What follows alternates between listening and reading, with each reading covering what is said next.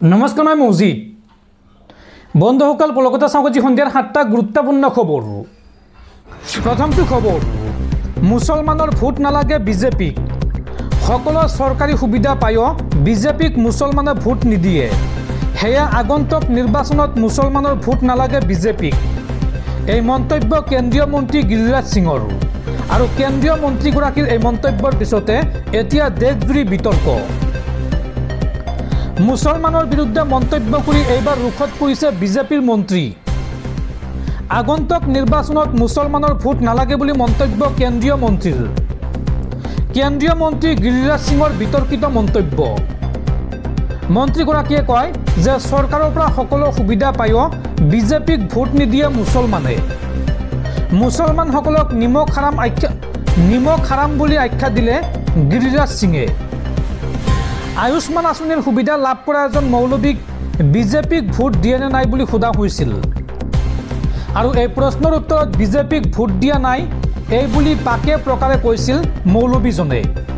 আৰু এই প্ৰসংগত আগন্তুক বিহাৰ নিৰ্বাচনত বিজেপিক মুছলমানৰ ভোট নালাগে বুলি মন্তব্য কৰে কেন্দ্ৰীয় মন্ত্ৰী গিৰিৰাজ সিঙে। আৰু কেন্দ্ৰীয় মন্ত্ৰী গিৰিৰাজ সিঙৰ এই মন্তব্যৰ পিছতে এতিয়া দেশজুৰি বিতৰ্ক। বিহাৰত বিজেপিয়ে সাম্প্ৰদায়িক বিষবাস্প বিয়পাৰ অভিযোগ উত্থাপন হৈছে। পৰৱৰ্তী খবৰ, ৰাজ্যৰ লাখ লাখ কৃষকলৈ ভাল খবৰ। শীঘ্ৰেই কৃষকসকলৰ বেংক একাউণ্টত সোমাব PM কিষাণ সন্মান নিধিৰ 21 নং কিস্তিৰ ধন। নৱেম্বৰ মাহতে কৃষকসকলৰ বেংক একাউণ্টত সোমাব PM কিষাণৰ ধন। PM কিষাণৰ 21 নং কিস্তিৰ ধন পাবলৈ সাজু হওক আপুনি।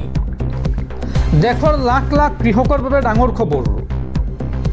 নৱেম্বৰ মাহৰ প্ৰথম সপ্তাহতেই PM কিষাণ সন্মান নিধিৰ 21 নং কিস্তিৰ ধন লাভ কৰাৰ সম্ভাৱনা।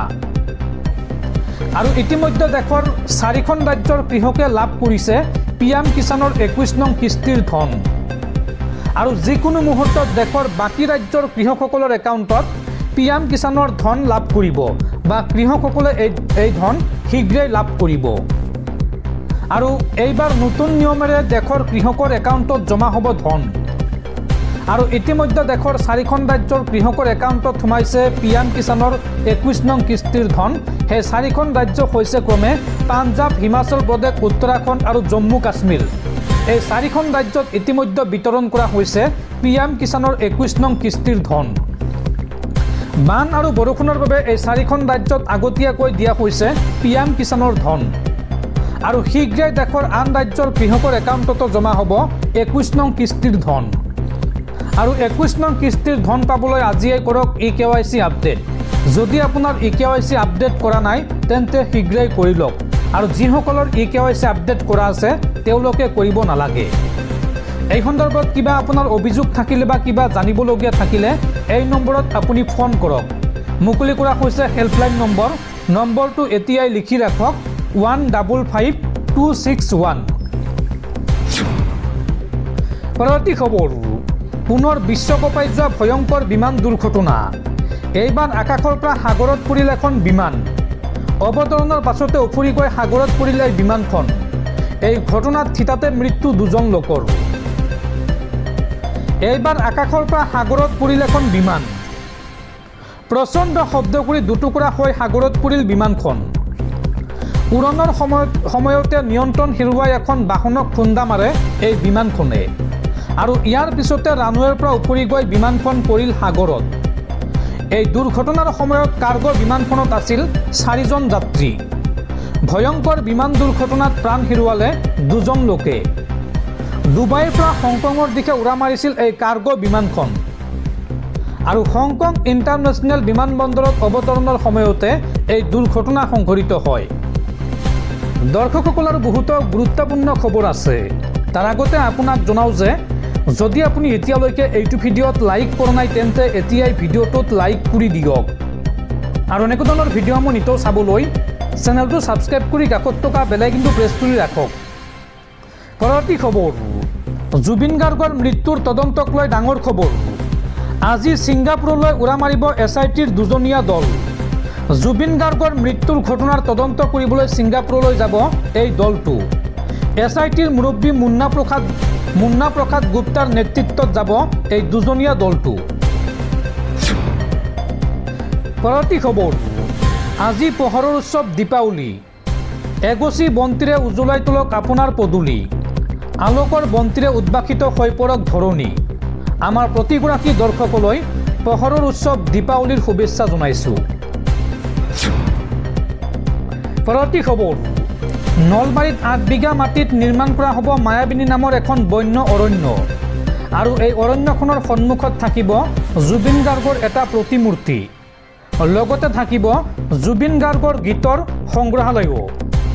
এই ঘোষণা মন্ত্ৰী জয়ন্ত মল্ল বৰুৱাৰ। পৰৱৰ্তী খবৰ, আত্মনিৰ্ভৰশীল ভাৰতৰ প্ৰতীক আইএনএছ বিক্ৰান্তত দেৱালী উদযাপন প্ৰধানমন্ত্ৰী মোদীৰ।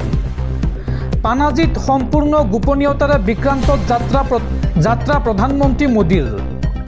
নৌসেনাৰ জোৱানৰ সৈতে দীপাৱলীৰ নৈশ আহাৰো গ্ৰহণ প্ৰধানমন্ত্ৰী মোদীৰ। আৰু আইএনএছ বিক্ৰান্তৰ পৰাই দেশবাসীক পোহৰৰ উৎসৱ দীপাৱলীৰ শুভেচ্ছা জনালে প্ৰধানমন্ত্ৰী মোদীয়ে। পৰৱৰ্তী খবৰ, দীপাৱলীৰ মাজতে পুৰণি বাহনৰ গৰাকীলৈ বাম্পাৰ অফাৰ।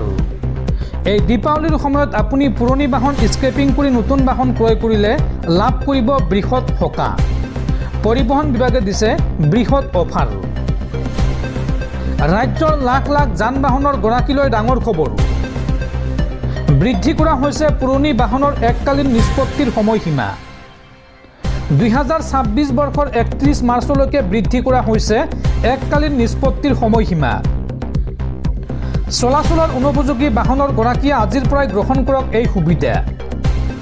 সুবিধা অনুসৰি যান বাহনৰ বকেয়া কৰ মাত্ৰ 25% পৰিশোধ কৰিয়েই বাতিল কৰিব পাৰিব পঞ্জীয়ন। অৰ্থাৎ 75% বকেয়া কৰ ৰেহাই দিছে পৰিবহণ বিভাগে। বাহন স্ক্ৰেপিঙৰ প্ৰমাণপত্ৰৰ জৰিয়তে আপুনি লাভ কৰিব আন এক সুবিধা। এই প্ৰমাণপত্ৰৰ জৰিয়তে নতুন বাহন ক্ৰয় কৰিলে ব্যক্তিগত বাহনৰ ক্ষেত্ৰত আগন্তুক 15 বছৰলৈ 25% কৰ ৰেহাই পাব।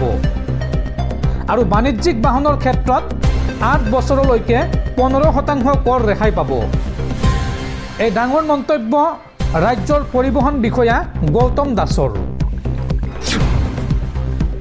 পৰৱৰ্তী খবৰ, জুবিন গাৰ্গৰ মৃত্যুৰ পিছত জুবিন গাৰ্গৰ বাবে বৰ্তমানলৈকে ৰাজ্য চৰকাৰে কি কাম কৰিছে।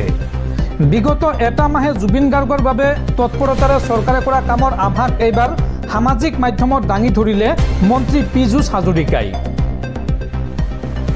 জুবিন গাৰ্গৰ বাবে বৰ্তমানলৈকে কি কৰিছে ৰাজ্য চৰকাৰখনে।